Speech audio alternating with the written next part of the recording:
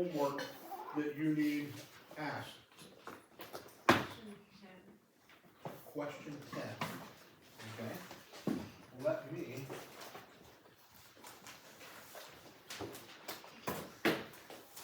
On the basis of individual bond, is that the one you're talking? On the basis of individual bond polarity and orientation, determine whether each of the following molecules will be polar or non-polar. So, they give us H2O, I2, CH4, NH3, and CO2. And they've asked a question. Based on individual bond polarity and orientation, determine which of the following molecules will be polar or non-polar. I like this question because we're going to have a discussion. I'll ask a question on, are these things solid, liquids, or gases, and why? And we're going to have kind of a discussion about this. So, let's take a look at, let's draw the Lewis structures for these and get ready to go. And mind you, you are going to have in your possession, I don't know, I haven't already passed them out, I made copies of them. You're going to have in your possession this periodic table when you take this test, okay? And it's going to have the electronegativities. And that's going to allow you, we'll have one section, like questions, like 1 and 2, when it says, describe whether these are ionic or polar covalent or non-polar covalent. So, let's take a look at these. Remember, 4.0 to 1.7 to 0.3 to 0. Ionic, polar covalent, non-polar.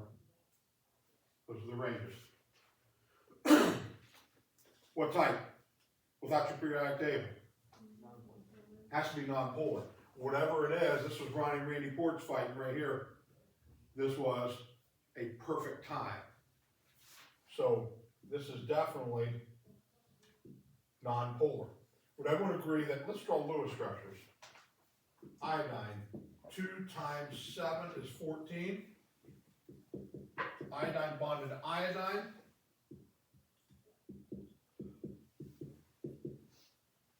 There we go. Can there be a positive or negative sign to that? As of right now, no. So, would everyone agree that that is a non-polar? It's not a polar molecule. I can't wait. We have an explosion I'll do later in the year that will produce iodine gas. It's a purple gas, which is kind of cool.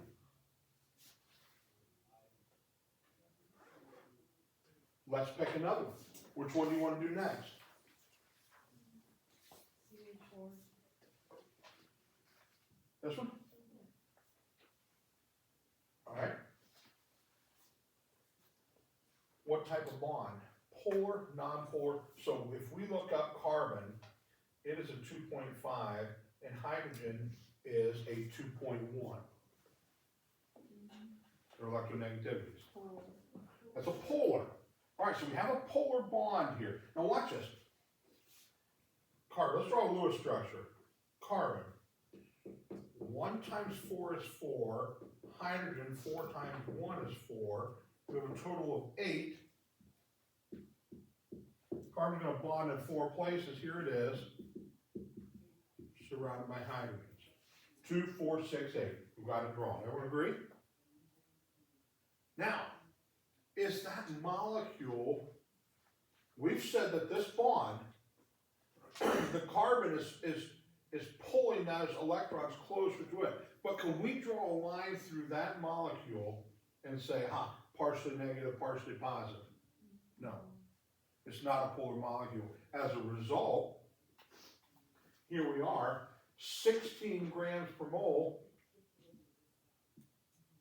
12.011 plus the 4 hydrogens, molar mass of 16 grams per mole. That thing's a gas. Natural gas is a gas, and it's lighter than air. And we remember when we did the bubbles.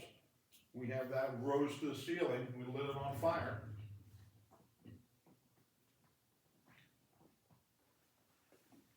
Let's go to here. Wait, so how do you tell if it's a gas or not? Is it gonna be attracted to one another? And it's still not a sure thing, so watch this. Let's go on here, let's go on. I'm gonna save water for last, okay? Let's do carbon dioxide. Carbon, 1 times 4 is 4, oxygen, 2 times 6 is 12, a total of 16. We make carbon the central, we put oxygens on each side, we make everyone happy.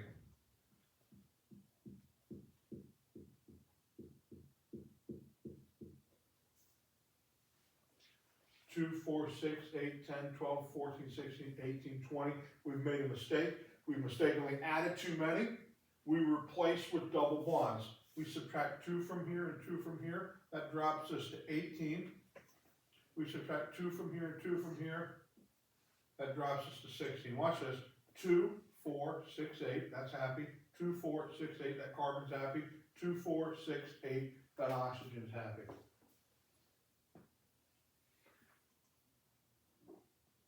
Oxygen is a 3.0, this is a 2.5. What type of bond are those? Polar. So it's a polar bond, but is it a polar molecule? Can we draw a line through that and say one side of that carbon dioxide is positive and one side is negative? Does it look like we can? The answer is no. No, we can't. Okay? So as a result, carbon dioxide is a gas. So it's a gas if it's like even? More likely a gas. Okay, now watch this, because watch, I don't want to lead you astray. Can I play around with this methane?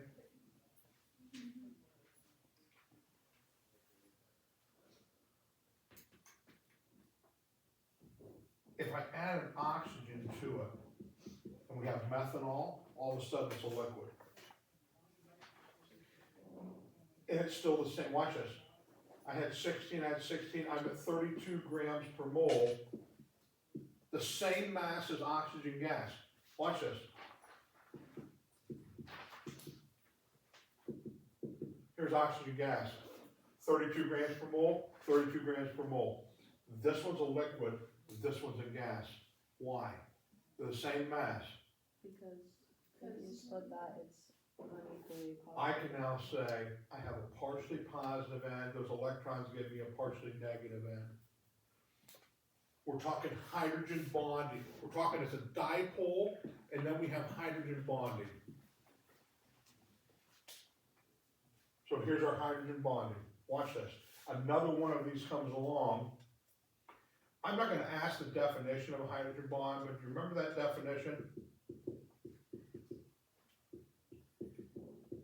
It's an intermolecular, meaning an attraction between two different molecules, of a hydrogen bonded to a highly electronegative element and an unshared pair of electrons on another strongly electronegative element. Here's our hydrogen bond. This hydrogen's attracted to that. The partially positive end of this one is attracted to the partially negative end of that one, making them clump together and become a liquid. Intermolecular attractions. That's the hydrogen bond. This question was really set up for water. Okay, you see this? That is a gas, it's not a polar molecule. This is a gas, it's not a polar molecule. This one was a gas, not a polar molecule. Let's look at water. Water is what we use to show hydrogen bonding the most.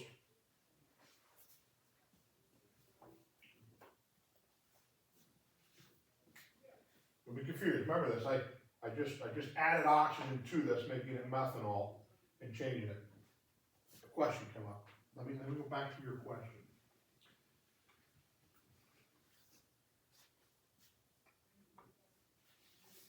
eventually, so watch this, I have carbon, there's methane, I'm not gonna draw the hydrogen. Here's ethane. We had an oxygen, we make ethanol, that's the alcohol that humans consume. But ethane is a gas. We all know that propane is a gas. Let me draw these, there's propane.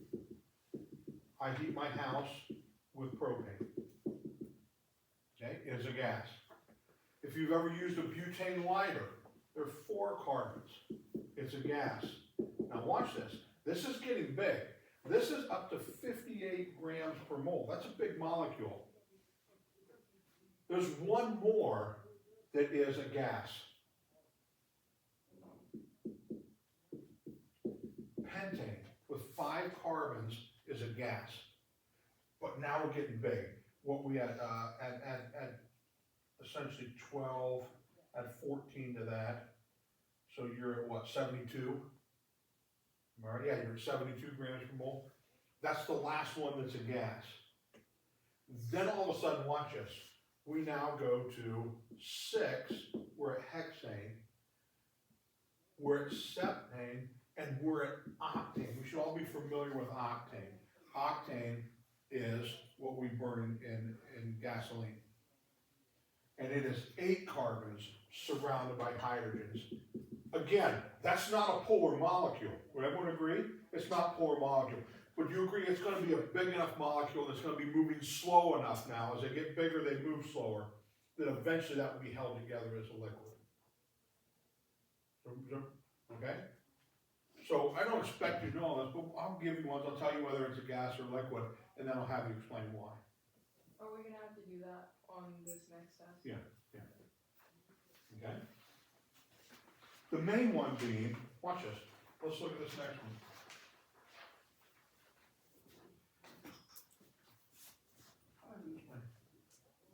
It's on the lesson.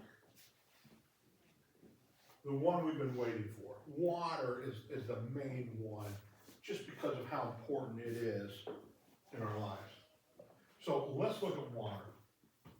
Hydrogen, there are 2 times 1 is 2. Oxygen, 1 times 6 is 6. Total of 8. We have oxygen bonded to 2 hydrogen. There it is, symmetrical.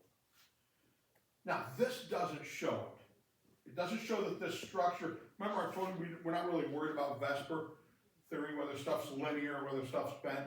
I do want you to know that the water is a bent structure. So let's draw the water like this. And show that it's bent. We could draw it like this. It would just be, those electrons are, in the oxygen, are up off the board at us, so it doesn't show it as well as showing it from the side. So there we have water. Now watch this. This is a tug of war between a 3.5 and a 2.1. That's a 1.4 difference. That's approaching 1.7, this tug of war difference here. This oxygen is almost stealing those electrons. So we can draw a line through a water molecule, and we can say partially negative N, partially positive N. It is a dipole. It has a positive end and a negative end. Folks, it really is amazing. You guys walk around with water in your cups in liquid form, which we need to be alive on Earth. It's amazing that water exists, as light as it is. It's much lighter than air. And here it is at 18 grams per mole, and it exists in liquid form because when another water molecule comes along,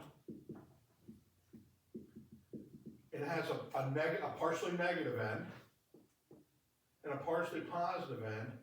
That partially negative end is attracted to the hydrogen. Hydrogen bond. A hydrogen that is bonded to a strong electronegative atom. You understand why? It's almost stolen its electron, making it partially positive. is attracted to unshared pairs of electrons on another strong electronegative atom, hydrogen bond. Is water the only one that does that, or something?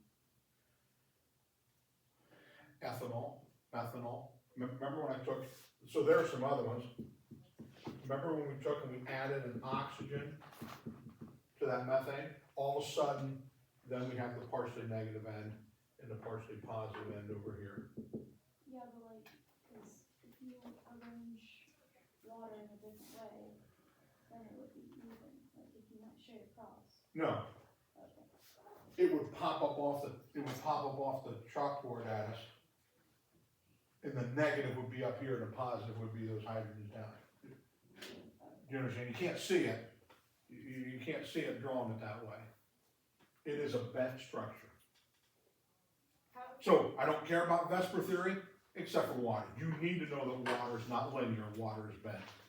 this is probably a stupid question, but how do you tell if it's first, like, which side is partially negative and which side is positive? Because, that's a good question. Watch this, let me show you this. Let's get rid of this.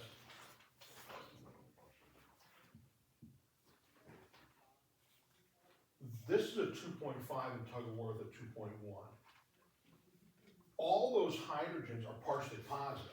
You understand that they're losing the tug of war with those electrons. Okay? Let me show you, watch this. Would everyone agree that a carbon has 4 electrons in its outer shell? Each hydrogen comes along with 1 electron in its outer shell. And they begin having tug of war. The carbon wins against all these.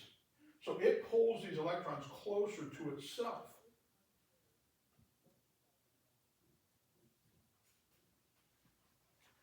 Causing partially positive all the way around. Each one of those is a polar bond. But would you agree that the entire outside surrounding of methane is partially positive? When it bumps into another methane, are they going to be attracted to each other? No, because partially positive and partially positive are not going to be attracted to one another. Okay? Partially negative and partially positive, a dipole, a polar molecule, will then be attracted to one another. Okay?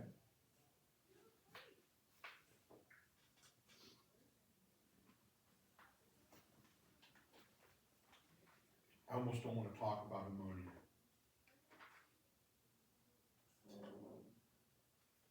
You want me to talk about ammonia? Do we have it on the test?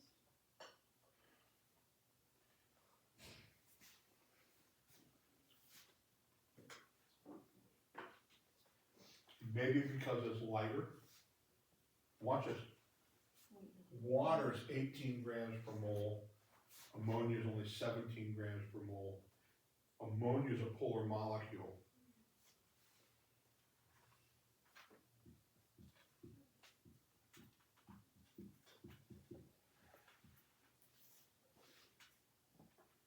Partially negative, partially positive. Everyone see that? It's a polar molecule, yet it is a gas. I want to show you, I don't have the explanation, folks, it's a really polar molecule. If you're ever around anhydrous ammonia, farmers will apply that to their fields. If you get a leak of that stuff, it's super dangerous. It will attack you and kill you. It will attack the water in your lungs, the water in your eyes. It splits water molecules in two. Because it attacks and steals hydrogens from water molecules. Can't explain, at 17 grams per mole, I would expect that to be a liquid, but it's not, it's a gas. Maybe because it's lighter. So at room temperature, it's a gas. How do you know where to split I'm sorry, what? how do you know where to split like the compounds? Electrons are gonna be your negative. Okay. Do you understand what I'm saying? And if you can't split it, it's not polar. Back to this one. Yeah, I get that. I can split that one any way I want. Now watch this. As soon as we add an oxygen to this and make it methanol, we have a liquid. It's very light. That stuff there is as light as oxygen gas, but it's a liquid now. So basically just put the electrons by themselves. Yeah, because you just split it and you say, it's gonna be partially negative, it's gonna be partially positive away from that. So we've got hydrogen dipoles. That question there really addressed dipoles and hydrogen bonding. Okay. So.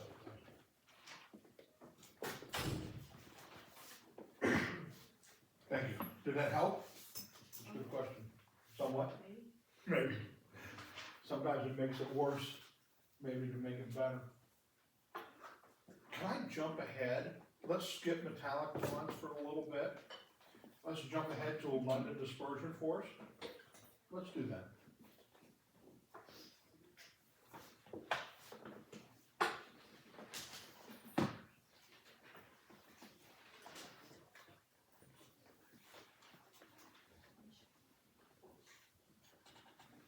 In order to explain this, we have to explain a little bit ahead of where we're at. A London dispersion force is like a hydrogen bond, and it is an intermolecular bond. So London dispersion force.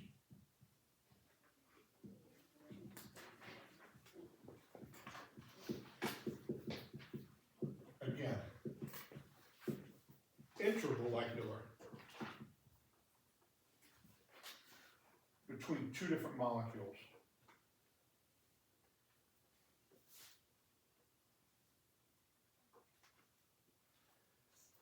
Let's look at nitrogen gas. I use nitrogen because we're going to bring liquid nitrogen in here later in the year. Could you draw the Lewis structure for nitrogen gas?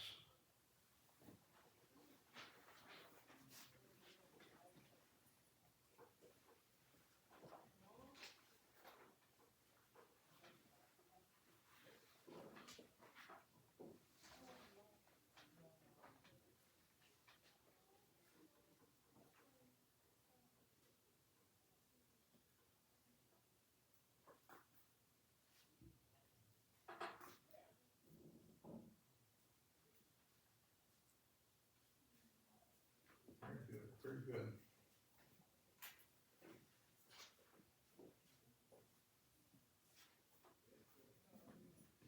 Very good. You guys are good. You guys are good. Nitrogen. 2 times 5 is 10. We make a skeleton structure.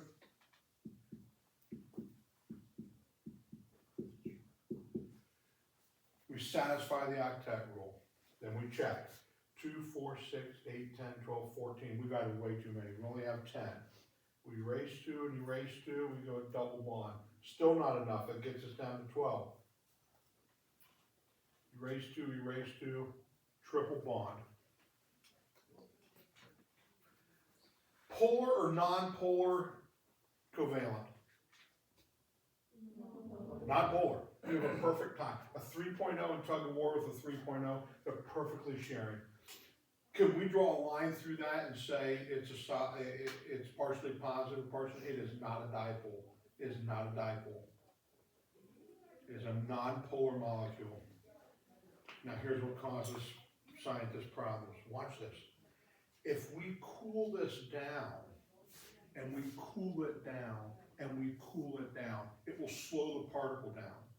So the particle starts moving slower and slower and slower. Gas particles move around very fast.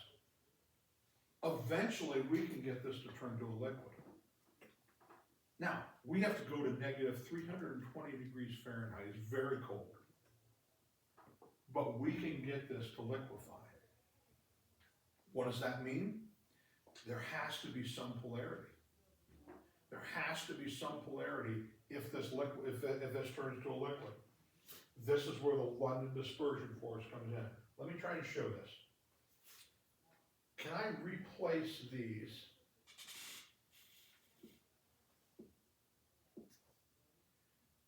And put dots in there.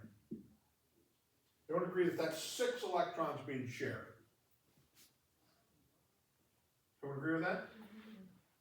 As they fly back and forth between those, they're being shared, the two nitrogen have kind of overlapped their outer shells a little bit. Isn't it possible that for one split second,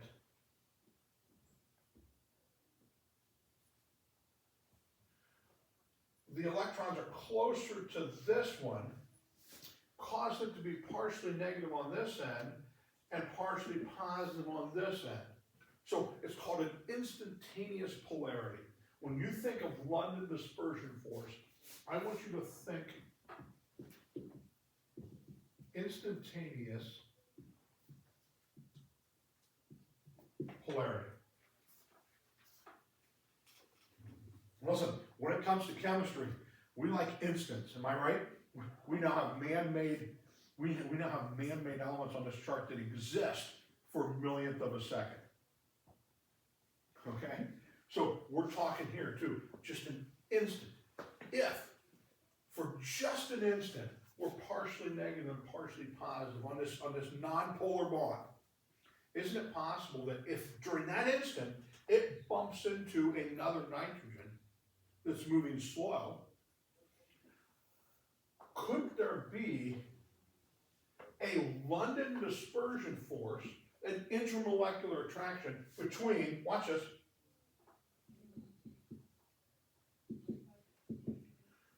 the partially negative end of this one and the partially positive end of that one?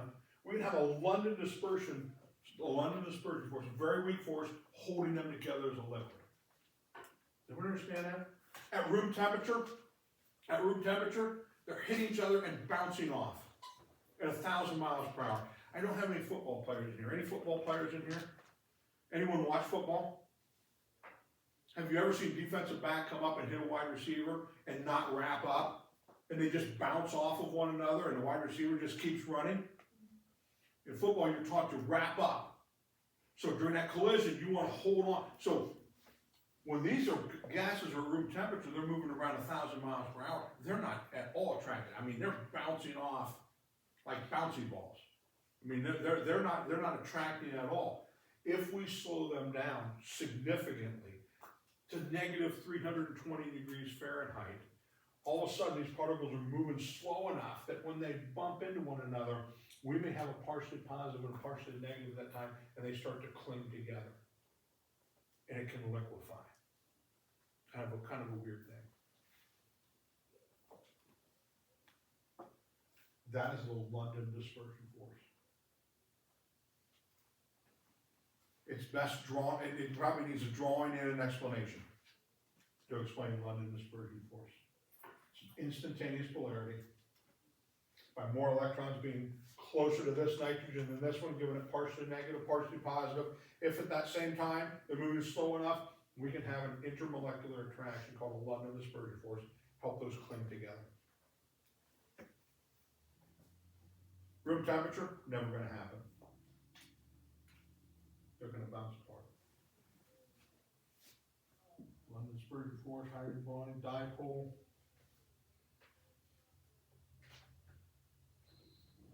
While we're at it, I'm going to rip this Band-Aid off. Let's go metallic bond. Let's start talking about metallic bonds.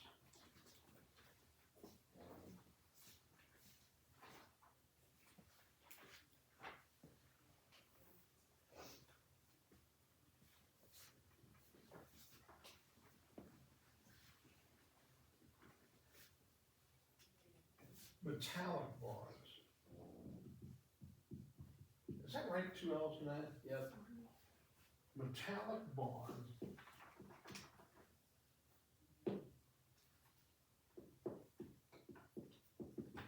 results from the mutual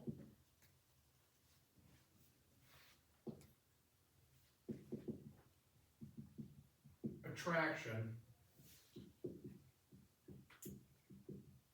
of positive cations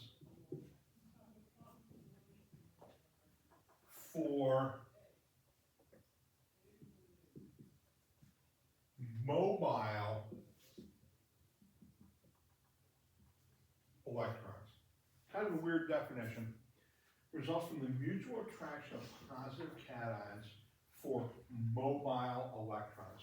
What are we talking about, mobile electrons?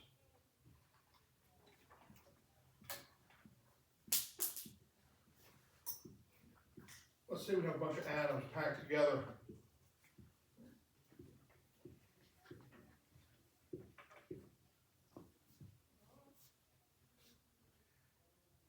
Metals are kind of weird. They're not really locked. Their electrons are not locked in place.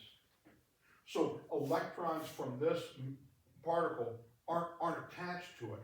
It's allowed to flow to the next one, and flow to the next one, and flow to the next one. They're not, those electrons are mobile. It's called an electron sea. As in water. An electron sea. They're just able to flow. What do we know about metals? Metals are all good what? Conductors. Metal's a good conductor because they're not attached to their electrons, they just let the electrons flow. As a result, metals have some weird thing. Has anyone ever crashed a car? Raise your hand if you've crashed a car. No car crashers yet. I've gotten backed into. Okay. What happened? I did a horrible job parking, and some dude didn't see me and just like hit me. What happened to your car? It got scratched. Got scratched, and, but like, nothing. dented Dented. a little bit. The metal dented. Did it shatter? No, did not shatter. It dented. Okay? Why didn't it shatter? Because metallic bonds. It allows metal to be malleable. Does anyone know what malleable means? Form or shape. Can I take a hammer, heat up metal just a little bit? Can I pound it into a thin sheet? I can draw it into a wire. Has anyone ever split wood with a wedge? No one ever used a wedge in a hammer to split wood. Have you ever seen an older wedge that's been used quite a bit? That looks mushroom? Because you've hammered that thing with a sledgehammer so many times that metal is just actually bent and peeled and flattened down around. Has anyone ever seen a bullet that's been shot? Metallic bullet, it's going to do the same thing. On impact, it is going to mushroom. It's going to change shape because it's a malleable metal. All right? So, metals, metallic bonds, are malleable. Let's compare that to an ionic bond. Watch this.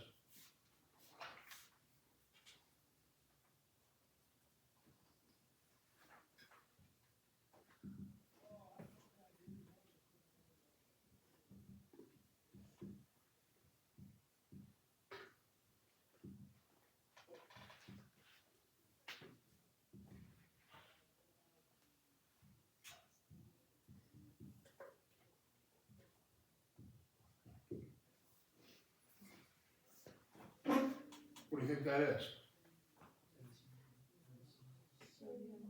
Sodium chloride. Some table salt. Would everyone agree that what type of bond is it? Ionic. It is a 0.9 versus a 3.0. It ends up being a 2.1 on that scale. It's an ionic bond. Why are they attracted to one another? Because it's a static charge. It keeps them clinging together. They have a super high melting point. We can heat that up really high. It won't melt like a metal will, but yet in some ways it is a bit of a fragile bond. Let's see if I can find a hammer here. Got it. I'm gonna come back here.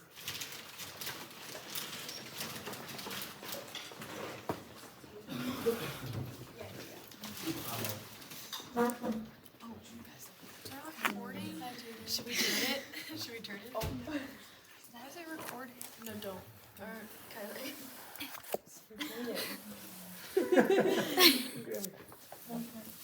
So if we take a look at this, get that microscope over here. That one? Yeah. That microscope. She's not gonna do his job, okay.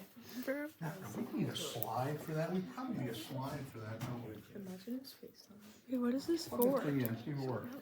But I'm gonna show you something. Jaden got sores. If we take this rock salt I did. and we just tap it with a hammer. Now, it's not a very, would everyone agree, I'm just barely tapping that, the hammer. We get this to cleave. I'll show it up there as to exactly what happens, but it's just a small tap. I want you to come look at the shape of these. What shape do you see? Oh, randomly? Not the randomness. If we hit it right down even further,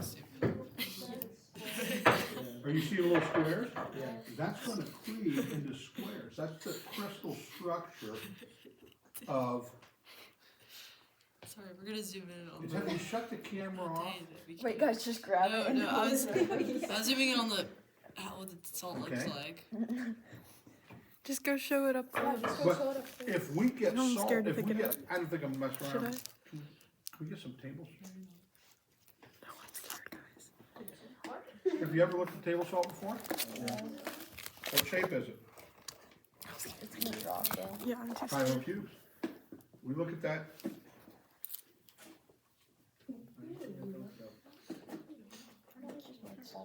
Lena said she wants to eat it. put that on there. Yeah, I'm probably better than that. I probably need to get a slide, don't I? You do that right? Yeah. Yeah, all right, let's not. But we can see that this is breaking into little cubes.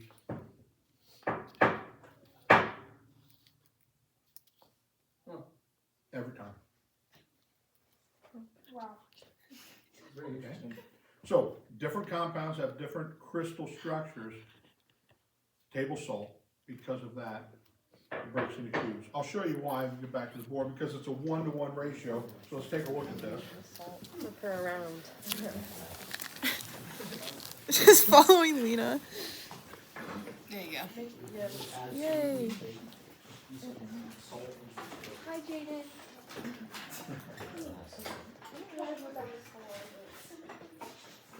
So watch this.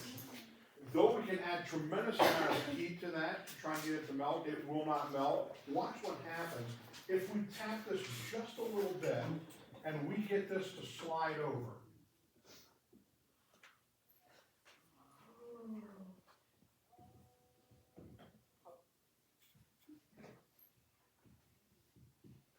What do you notice? The positives line up, the negatives line up. Would you agree that like charges are gonna repel one another? Yep. It's gonna cleave right there. It'll shear apart. Okay? So simple as that.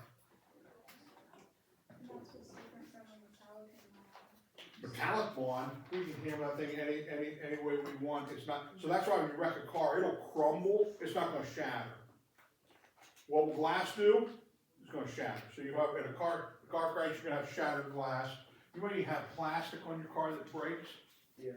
but the metal on your car, it's just gonna crumble. It's gonna crumble because of that metallic bond. And we talk physics, that crumpling's good. It truly is. As horrible as that looks, when you have a front of your car, you ever seen a car which just, how those people survive, the whole front end of the car smashed clear back to the driver's. That gave them several meters to decelerate. What do you need? Borrow Daniel for an interview. Well, that's fine. An interview. So is a metallic bond like like a covalent bond? No, because they're really not sharing a lot, they're just, it's kind of a weird bond. There's a mutual attraction for some electrons that allows them to clump together. And some of these are very small. Folks, look how lithium is a very small element, but these are metals. So they're able to to bond together because they're having mutual attraction for their electrons, but yet they're not really attached to electrons. It's just weird in that way. It allows those electrons that they're mutually attracted to them because cations are what charge? Positive. Electrons are negative, so they're attracted to those. It kind of holds them together, but yet just let them flow. Just let them flow. Making real good conductors of both heat and electricity. I think that's about all, yes. Are we gonna have to like explain that, like that on the test? Metallic bond, not so much, but I want you to see it. Okay. So that's. Hydrogen bonding in water, oh yeah, What about the like London dispersion? oh yeah. Wait, so like, oh, exactly. Was there Yeah. like explain them? I just wanted to compare and contrast why an ionic bond would cleave and metallic bond not so much. It'll bend, it'll bend. It's, With a positive and like a negative and a positive. How much time? We have a little bit of time left. Any other questions on the homework? Yeah, it's. Have I signed all the homework? Yeah, probably. I think we saw some left. Well, let's take a look at You want more? Oh, somebody still has maybe ones I haven't assigned. some. Did I assign application problem number 7? Yeah. Application problem number 6? Yeah. Application problem number 5? No. Better do that one. Application problem number 4? Yeah. Alright. So I guess number 5 is the only one I'm adding. And do it. That wraps us up. We're gonna review tomorrow.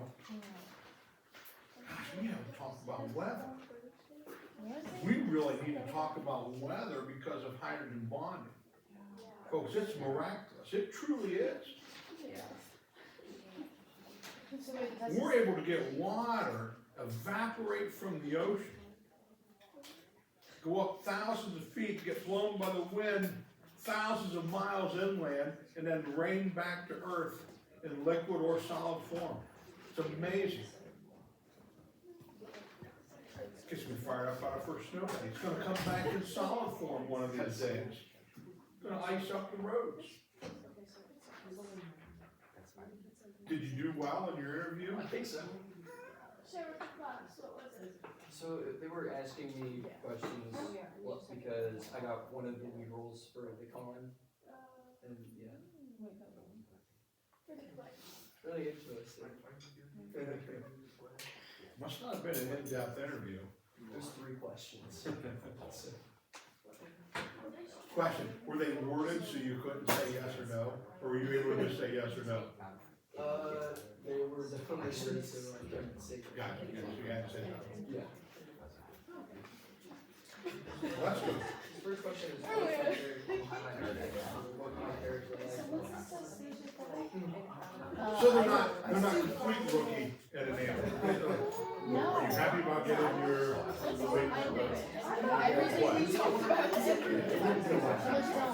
I wish they did.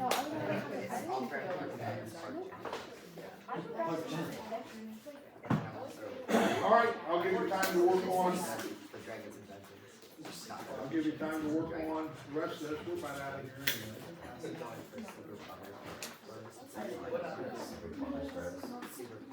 That's all the notes. We'll review tomorrow.